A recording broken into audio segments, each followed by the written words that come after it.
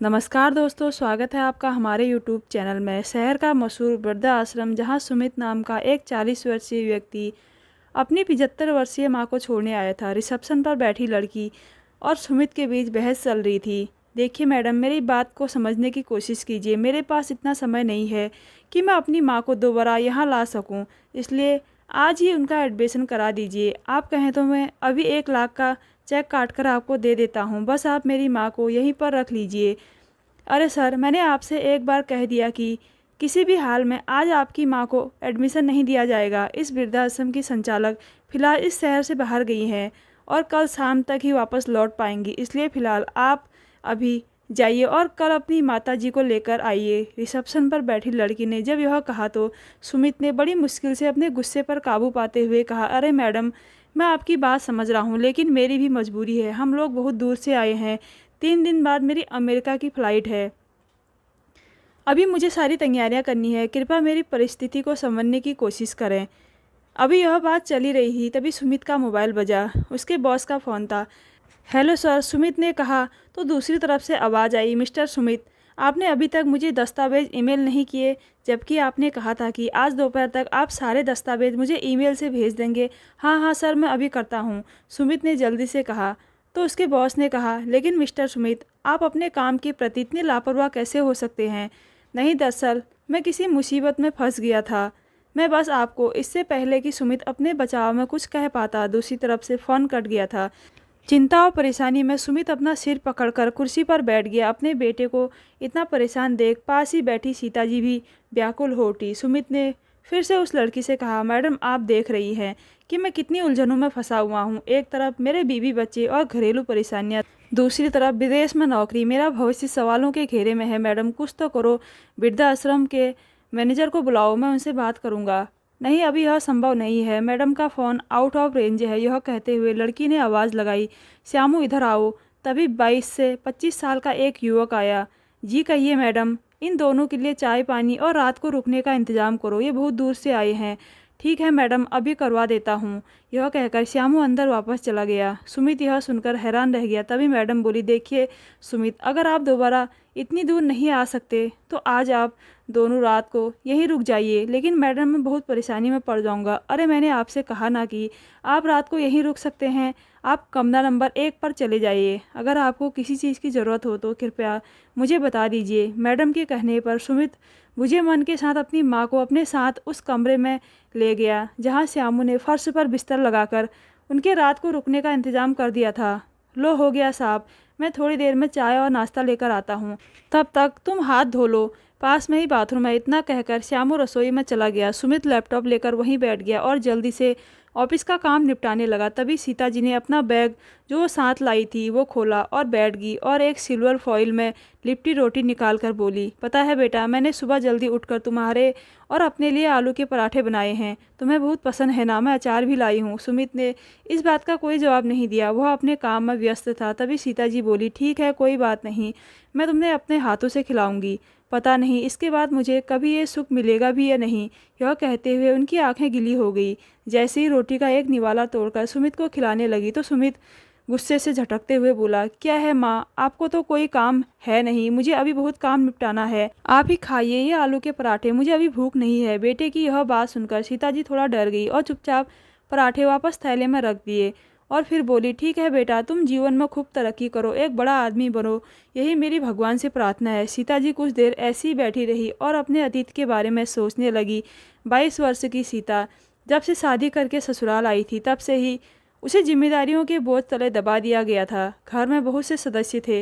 एक ननद थी जो अपने पति के साथ अपने माता पिता के घर में बसी हुई थी। उसका पति सास का बहुत लाडला था। इसके अलावा उसके एक जेठ जेठानी भी थे, लेकिन जेठानी बड़े घराने से थी और जेठ भी खूब कमाते थे, इसलिए जेठानी सास की धौंस की जरा भी परवाह नहीं करती थी।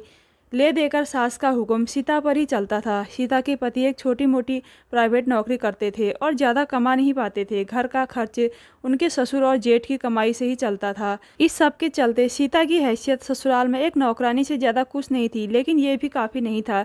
शादी के कई साल बीत गए, लेकिन सीता की गोद अभी भी सूनी थी। उसके दिल का दर्द तब और ज़्यादा बढ़ जाता जब उसके ससुराल वाले भी उसे बांझ होने का ताना मारते। आखिरकार शादी के 12 साल बाद भगवान ने उसकी प्रार्थना सुन ली और उसे संतान सुख तो मिला, लेकिन बेटा अभी 1 महीने का था कि सड़क दुर्घटना में उसके पति की मौत हो गई। सीता भीतर से पूरी तरह टूट चुकी थी। अब उसके जेठ और जेठानी भी परिवार से अलग हो गए। सास ससुर भी कुछ समय बाद चल बसे। ननद और नंदोई ने भी अलग घर बना लिया। सीता अपने बेटे के साथ अकेली रह गई, लेकिन उन्होंने हिम्मत नहीं हारी। बेटे को पालने के लिए वो लोगों के घरों में काम करने लगी, लेकिन सारे काम करने के बावजूद भी उन्होंने अपने बेटे को कभी अकेला नहीं छोड़ा। उन्होंने कितनी ही मुश्किलें झेली, उसके बावजूद सीता ने उसे पढ़ाया लिखाया और इतना काबिल बनाया। उसे एक बड़ी मल्टीनेशनल कंपनी में नौकरी मिल गई। तभी उसकी मुलाकात काव्या नाम की एक लड़की से हुई। दोनों एक दूसरे की तरफ आकर्षित होने लगे और जल्द ही दोनों ने शादी करने का फैसला कर लिया। काव्या एक आधुनिक ख्यालों वाली लड़की थी। उसे घर का काम करना बिल्कुल पसंद नहीं था, जबकि सीता जी को घर का सारा काम करना पड़ता था। काव्या को दिन भर घूमना फिरना और अपनी सहेलियों के साथ शॉपिंग करना या अपने माता पिता के घर जाना उसकी दिनचर्या थी। सीता जी को यह बात बिल्कुल पसंद नहीं थी, पर अगर वो अपनी बहू को समझाने की कोशिश भी करती तो उसे उल्टा जवाब मिलता, और बेटा तो अपनी बीबी का ही दीवाना था। खैर, जिंदगी ऐसी ही है। गाड़ी चलती रही और समय ऐसे ही बीतने लगा। अब सुमित और काव्या की शादी को 12 साल बीत चुके थे। सीता जी के 2 पोते थे, एक 11 साल का और दूसरा 9 साल का। उधर काव्या के माता पिता अमेरिका शिफ्ट हो गए। अब काव्या ने भी मन ही मन ठान लिया कि उसे भी अमेरिका जाकर बसना है और वहाँ की हाई फाई ज़िंदगी का मज़ा लेना है। संयोग से सुमित की कंपनी ने उसे विदेश में नौकरी का ऑफर दिया। सैलरी के लालच में सुमित ने भी ये ऑफर स्वीकार कर लिया। पत्नी काव्या और दोनों बच्चे बेहद खुश हुए। सुमित अपनी माँ सीता जी को भी साथ ले जाना चाहता था, लेकिन उनका वीज़ा रिजेक्ट हो गया। सुमित परेशान था कि अब क्या करें, जबकि उसकी पत्नी काव्या अमेरिका जाना चाहती थी। पत्नी अपनी जिद पर अड़ी रही और उसने सुझाव दिया कि फिलहाल माँ को वृद्धाश्रम भेज देते हैं और 1 साल बाद फिर से वीज़ा के लिए अप्लाई कर देंगे और उन्हें अपने साथ अमेरिका ले जाएंगे। लेकिन अगले साल भी वीज़ा नहीं मिलता है तो सुमित ने कहा तो काव्या बोली, अरे तो क्या हुआ, बल्कि मैं तो यही कहती हूँ कि उनके लिए वृद्धाश्रम ही अच्छा रहेगा। वो हमारे साथ विदेश जाकर क्या करेंगी, और आपको भी माँ के बारे में सोचकर परेशान होने के बजाय अपने भविष्य पर ध्यान देना चाहिए। ये समय व्यापारिक तौर पर सोचने का है। सुमित को भी ये अच्छा लगा और वो अपनी माँ को वृद्धाश्रम भेजने के लिए तैयार हो गया। मैं चाय और बिस्कुट ले आया हूँ माँ। श्यामू की आवाज़ ने सीता जी की निद्रा तोड़ी और वो वर्तमान में आ गई। सीता जी, हाँ। उसने चाय का कप उठाया और पीने लगी और सुमित से बोली, ठीक है बेटा, कम से कम चाय तो पी ले। माँ, मैं इतनी परेशानी में हूँ और तू खाने पीने की सोच रही है। अगर आज मैंने अपना काम पूरा नहीं किया तो बॉस की डांट सुननी पड़ेगी। पता नहीं यहाँ इंटरनेट की रेंज आती है या नहीं। वृद्धाश्रम वालों ने भी अपने नियम बना रखे हैं, हद है। उन्हें ये भी समझ नहीं आता कि कोई बुजुर्ग है या दूसरे शहर से आया है। इन लोगों को बुजुर्गों का साथ देना चाहिए। लेकिन यहाँ एक तरफ वृद्धाश्रम की इंचार्ज घूमने गई है और दूसरी तरफ यहाँ जो मैडम बैठी है वो हमारी बात सुनने को तैयार नहीं है।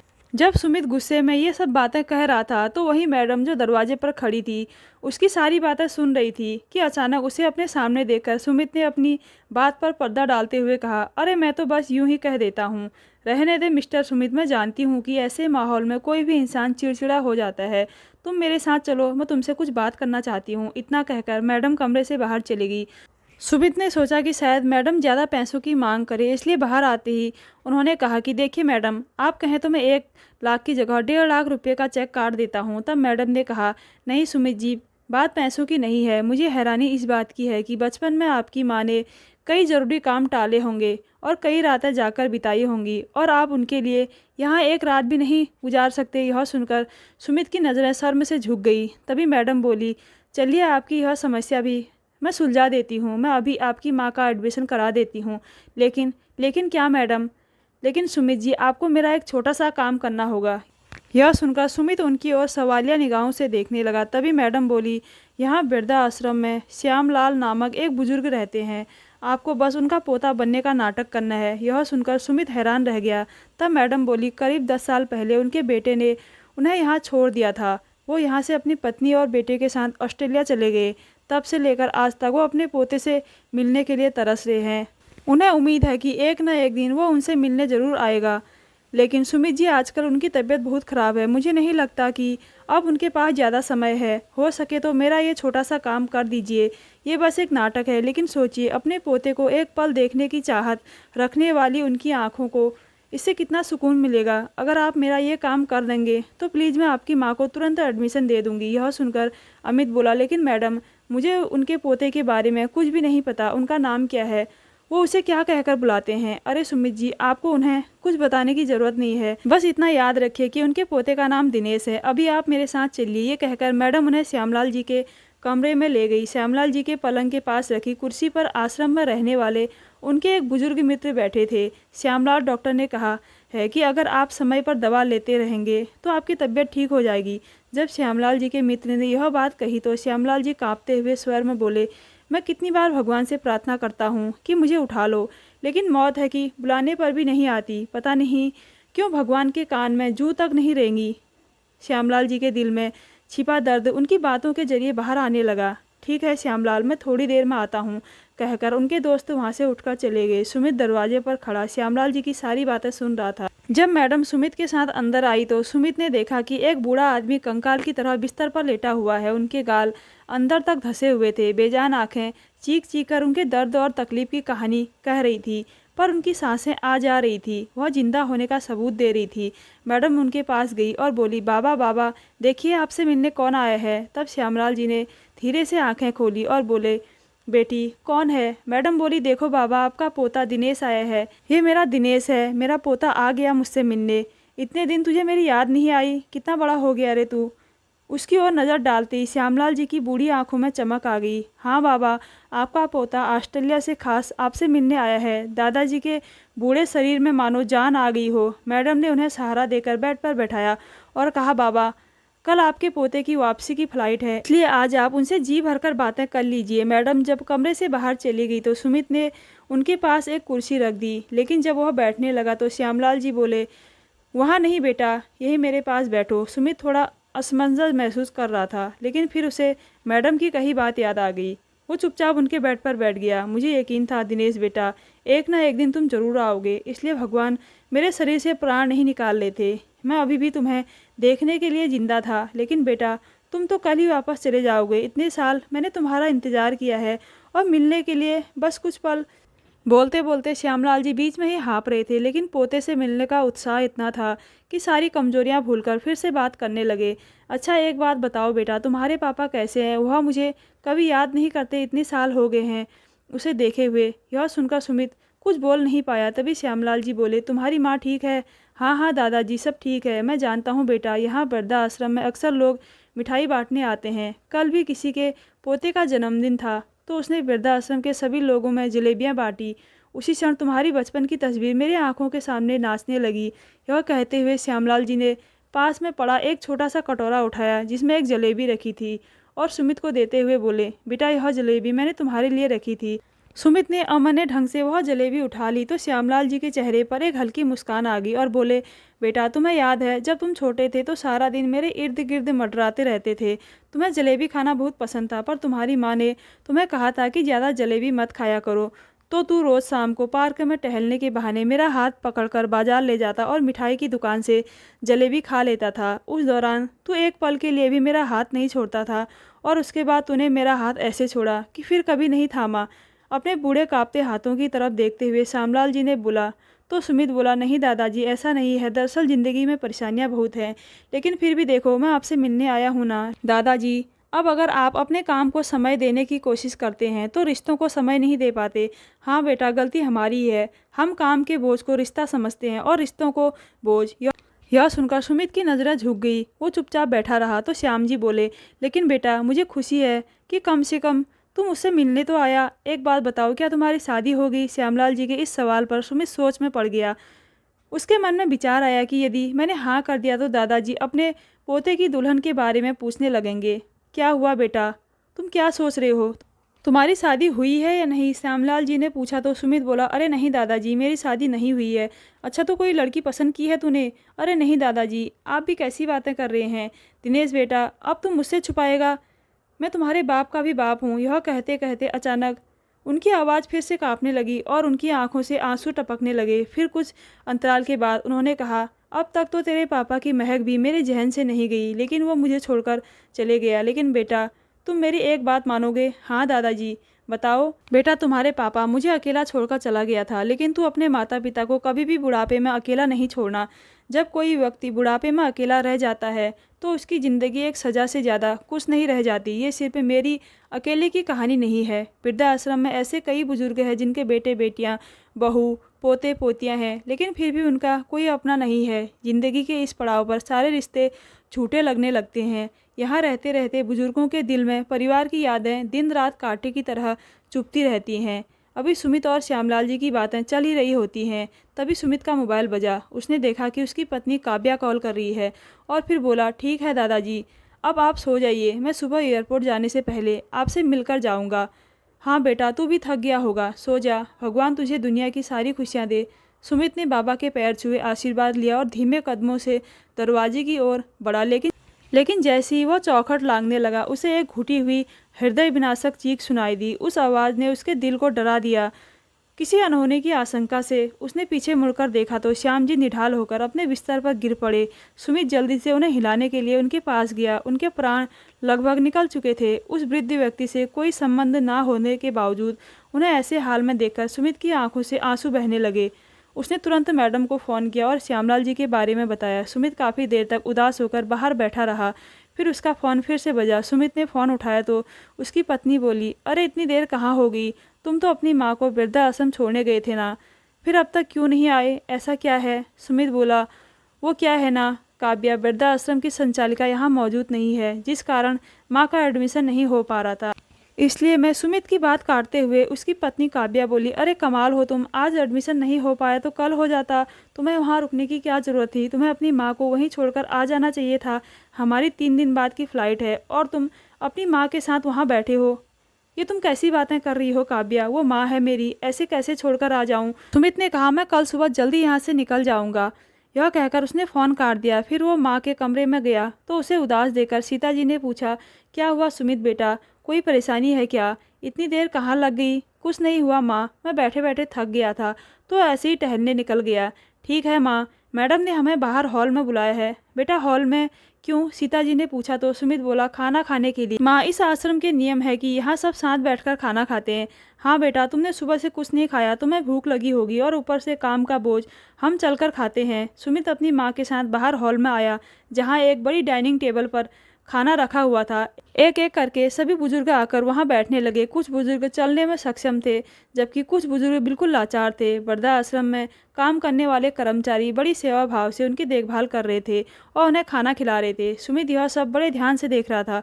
उन बुजुर्गों को देखकर ही यह स्पष्ट हो गया था कि वह यहाँ खुश नहीं है। हालांकि खाने पीने और रहने की सुविधा बहुत अच्छी थी, लेकिन अपने बच्चों से दूर होने का दुख और निराशा का भाव उनकी आंखों में साफ देखा जा सकता था। बड़ी मुश्किल से सुमित ने थोड़ा खाना खाया और वापस कमरे में आकर बैठ गया। कुछ देर बाद जब सीता जी कमरे में आई तो वह अपने बेटे के पास बैठते हुए बोली, क्या बात है बेटा, तूने खाना नहीं खाया? मुझे खाने का मन नहीं कर रहा था माँ, सुमित ने उदास स्वर में कहा। और फिर कहा, माँ आपने आलू के पराठे बनाए थे और मुझे वो खाने हैं। तो सीता जी ने मुस्कुराते हुए बैग से आलू के पराठे निकाले और अपने बेटे को देते हुए कहा, बेटा जब तुम छोटे थे तो मुझसे रोज़ आलू के पराठे बनाने को कहते थे और जब मैं बनाती थी तो मुझसे कहते थे, मम्मी मुझे अपने हाथों से खिलाओ। जब भी मैं आपके हाथों से खाता हूँ तो खाने का स्वाद दुगना हो जाता है, तो आज भी खिलाओ ना माँ। सुमित बोला।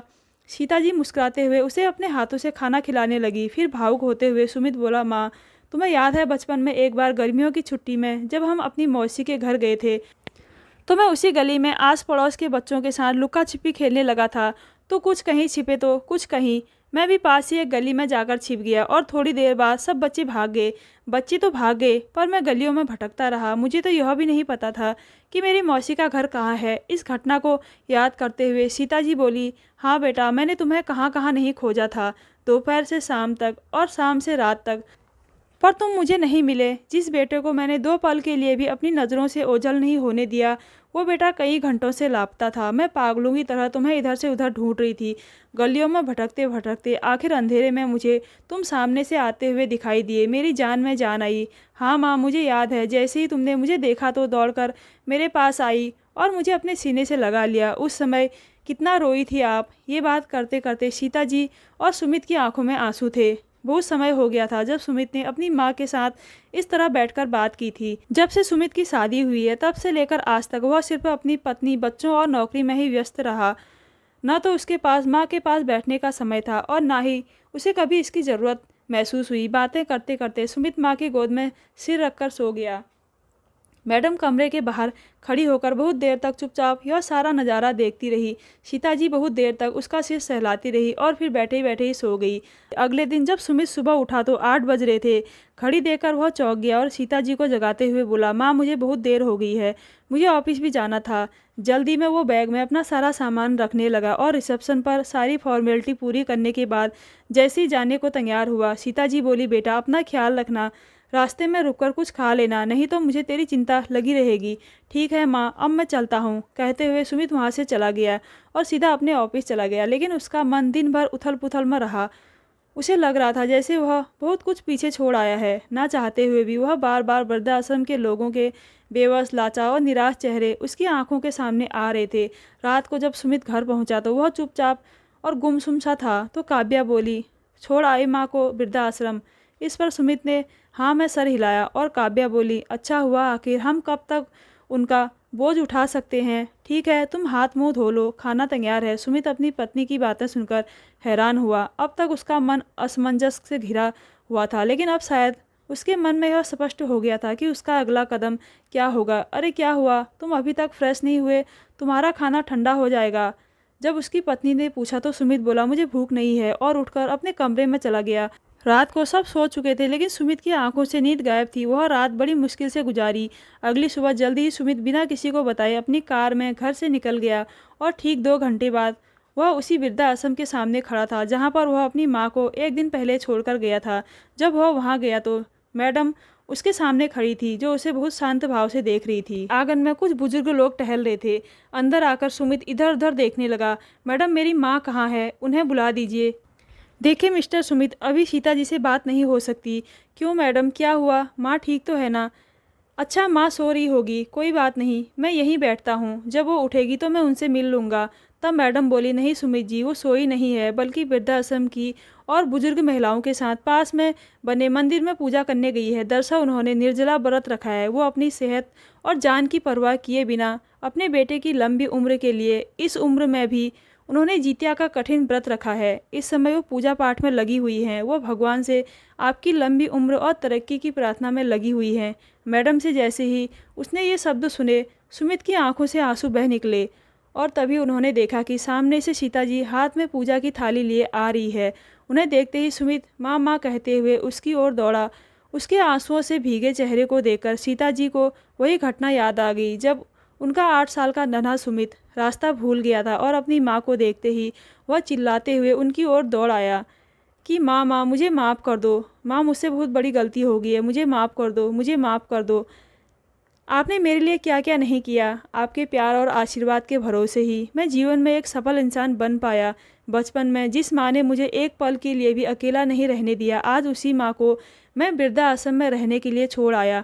लालत है मुझ जैसे बेटे पर। माँ के पैरों में गिरकर सुमित जितना कह रहा था, उससे ज़्यादा रो रहा था। सीता जी ने उसके आंसू साफ करते हुए उसे उठाया और सुमित ने कहा, चलो माँ, अब घर चलते हैं। लेकिन मैडम बोली, मिस्टर सुमित, आप इन्हें यहाँ से ऐसे नहीं ले जा सकते। इन्हें वृद्धाश्रम से ले जाने से पहले आपको मैनेजर के ऑफिस में जाकर सारी फॉर्मेलिटी पूरी करनी होगी। ठीक है मैडम, मुझे मैनेजर से मिलवा दीजिए।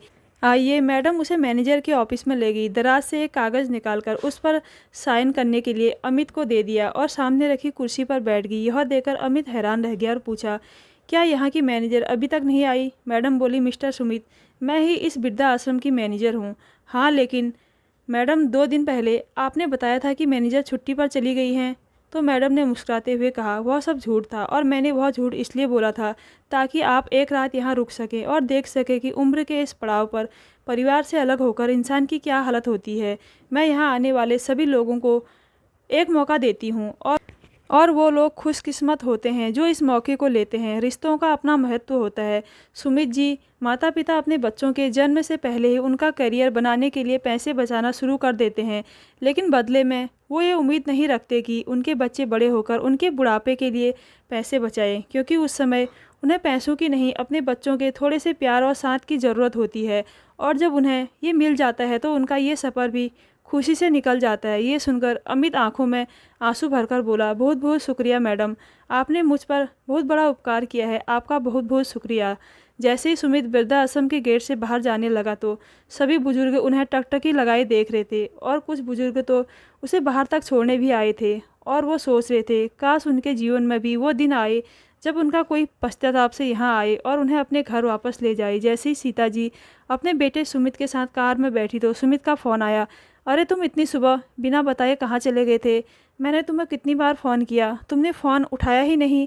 जब उसकी पत्नी ने उससे पूछा तो सुमित बोला, मैं वृद्धाश्रम से माँ को लेकर वापस आ रहा हूँ। तुम क्या कह रहे हो? माँ को वापस ला रहे हो? कहाँ रखोगे उन्हें? हमको विदेश जाना है, और मैं तुम्हें बता दूँ, मैं विदेश जाने का प्रोग्राम कभी कैंसिल नहीं करूँगी। उन्हें वहीं छोड़ दो जहाँ से ला रहे हो। काव्या ने पूछा तो सुमित बोला, बिल्कुल भी नहीं, मैं माँ को अकेला छोड़कर अमेरिका नहीं जा सकता। तुम जाना चाहती हो तो जा सकती हो, मैं तुम्हें छोड़ दूंगा, मैं ऐसा करने के लिए तैयार हूँ, पर माँ को नहीं। कहते हुए सुमित ने फ़ोन काट दिया और मन में निश्चय कर लिया कि चाहे परिस्थितियाँ कैसी भी हो, वो अपनी माँ को कभी नहीं छोड़ेगा। तो दोस्तों, कैसी लगी आज की स्टोरी? अगर अच्छी लगी तो मेरे चैनल को ज़रूर सब्सक्राइब कीजिएगा। धन्यवाद।